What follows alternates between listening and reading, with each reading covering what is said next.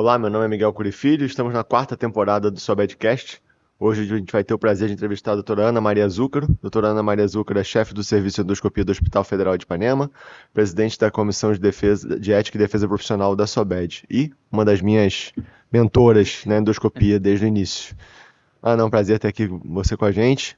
E a gente vai falar um pouquinho hoje sobre a questão da documentação fotográfica no exame de endoscopia. Eu queria levar para dois pontos. Primeiro, o que a gente considera uma documentação interessante, uma documentação boa em termos científicos, que é interessante a gente ter. E a outra parte que é o foco da nossa entrevista mesmo, que é qual a orientação que existe hoje em relação à documentação fotográfica. Então, começando, existe alguma orientação de obrigatoriedade da documentação fotográfica? Como isso funciona? Oi, Miguel, é um prazer estar aqui contigo hoje. Nos conhecemos há muito tempo. Miguel, o laudo endoscópico, na verdade, ele é descritivo. Não há obrigatoriedade de documentação fotográfica. Mas o que ocorre? Em primeiro lugar, esse laudo descritivo, ele necessita ser qualificado, né? Você tem que ter a indicação, o nome do endoscopista, o que foi encontrado, as condições de limpeza, descrever os marcos anatômicos, as lesões, os limites, a correlação. Você tem que ter, em primeiro lugar, um laudo descritivo qualificado.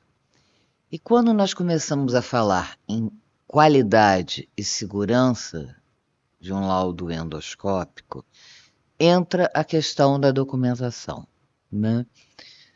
Diversas sociedades internacionais vêm evoluindo, né, nesse critério de incluir a documentação fotográfica como qualificação de laudo. Por quê? Em primeiro lugar, isso te permite realmente documentar aquilo que você escreveu, né? E tem que ser uma documentação sistematizada, né? Você vê, no início, a Sociedade Europeia dizia que era para fotografar só a transição esofagástrica, o antro, o fundo. A Sociedade Americana nunca se manifestou sobre essa documentação.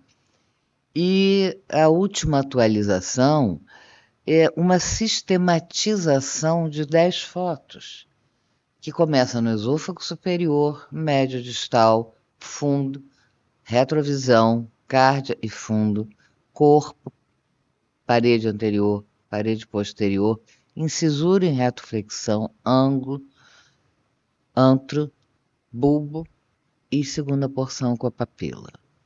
Eu acho isso importante, em primeiro lugar, porque você está documentando aquilo para o paciente. Principalmente se tratando de doenças graves, que você vai necessitar de follow-up, de segmento, a documentação fotográfica, ela qualifica realmente o teu laudo e te permite essa comparação. Por exemplo, nós vivenciamos uma época em que o uso da rádio e da químio antecedem o ato cirúrgico e o cirurgião quer saber se aquele doente está evoluindo melhor ou não, se aumentou ou não a lesão. Você vai acreditar no que está escrito. Aí vai ser uma questão de crença. Você não sabe quem fez o exame anterior, em que condições e qual a qualificação daquele profissional.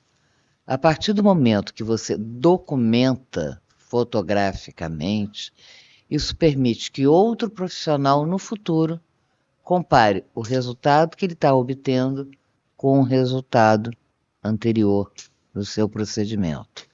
A mesma coisa vale para os procedimentos terapêuticos, né? A endoscopia ela evoluiu muito nesses últimos 20 anos para procedimentos complexos. E quando você fala em procedimentos complexos, com risco, com eventos adversos associados, é importantíssimo que você documente o antes, o intra e o pós.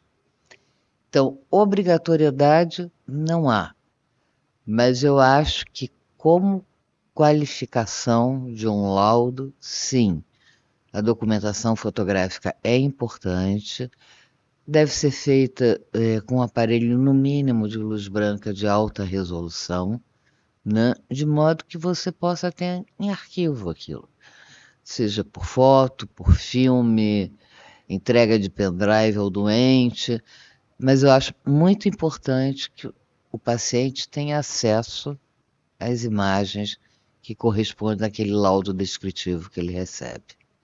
A gente falando um pouquinho dessa questão de fotografia, e é claro, a gente entende que realmente obrigatoriedade não tem, mas que é um padrão de qualidade até para o próprio paciente. Sim. E não dá para a gente falar sobre isso sem falar um pouquinho do custo, porque isso tem um custo diferenciado, e a gente tem uma época que você sabe mais do que eu, por conta de tudo que você passa em relação à ética e defesa profissional, dos custos dos convênios. Isso afeta a questão de custo. E os convênios cada vez mais dificultando o pagamento até da coisa mais básica. Como que a gente pode lidar com isso em relação a brigar por uma valorização do que a gente faz, exatamente para ter, não uma obrigatoriedade, mas uma qualidade para o paciente? Eu acho que nós estamos deixando que coloquem uma coleira muito grande na nossa atividade profissional. Eu acho que nós, médicos, estamos permitindo que o negócio da medicina, que o mercado da saúde determine a nossa autonomia. Nós estamos permitindo que eles digam o que podemos e o que não podemos fazer. Nós temos que começar a inverter esse jogo. Nós temos que começar a falar o que é importante para o paciente. Nós temos que fazer que o paciente saiba que isso é importante para ele e que ele cobre daquele plano que ele paga uma quantia absurda, né? E eles não sabem enquanto o médico é remunerado.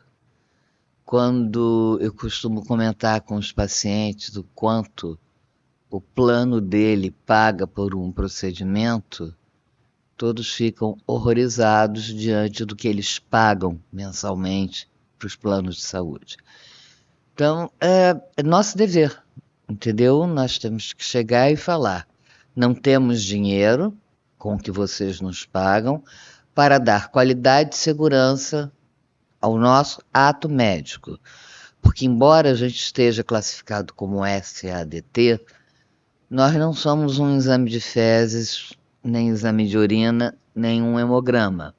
Isso é reconhecido pela própria AMB, porque é um ato médico, é um serviço dependente do ato médico. Então, nós deveríamos ser tratados como são tratados os cirurgiões e procedimentos invasivos, né?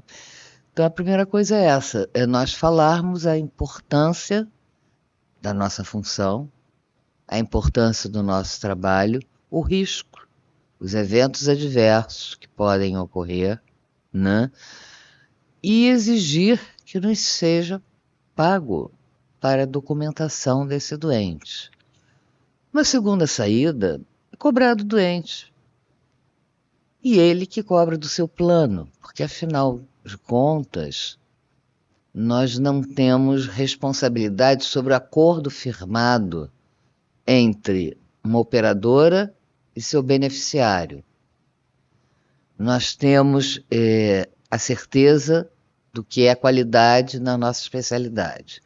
O acordo comercial entre vendedor e comprador não nos interessa. Nós temos que dizer: isto é o correto, isto é o certo, isso deve ser pago. Como os dois vão se entender, não nos cabe. Eu acho que nós devemos começar a pensar assim, em vez de se submeter a tudo que as operadoras e planos de saúde tentam empurrar para cima de nós. E acho que tem uma terceira via que é pior ainda, né? É que você aceitar trabalhar sem qualidade só porque não está tendo remuneração. Não, eu acho que você não deveria, em nenhuma hipótese, trabalhar sem qualidade, porque o CRM que está em jogo é o seu e não do diretor técnico que lhe propõe trabalhar sem qualificação. Então você deveria respeitar um pouco mais o seu CRM e o seu título de especialista e não ceder a essa pressão de mercado. Para a gente finalizar aqui, entendendo que a foto ela faz parte de um laudo, na verdade ela é a Sim. ilustração de um laudo, acredito que ela tem a mesma legislação em relação à guarda daquele documento, porque cada laudo desse a gente tem que ter ele arquivado por um número X de anos, se não me engano 15 anos, e a foto vai mesmo sistema, é isso? Eu acho que nós temos a obrigação de guardar o laudo, tá? Por exemplo, a foto, a partir do momento que você cede ao paciente a foto que lhe pertence, a guarda é dele. Você tem a obrigação de ter a guarda do seu laudo descritivo, né? Foto você pode guardar ou não, você pode digitalizar, você pode usar em aulas e manter o arquivo ou não. Não há obrigatoriedade. A obrigatoriedade é do laudo descritivo. A foto, o filme, apenas qualifica o seu laudo. É importante que se diga isso. Ana, muito obrigado pela sua participação, adorei conversar contigo, muito obrigado. Obrigada, Miguel. Sempre adorei estar do teu lado. Obrigado. Obrigada.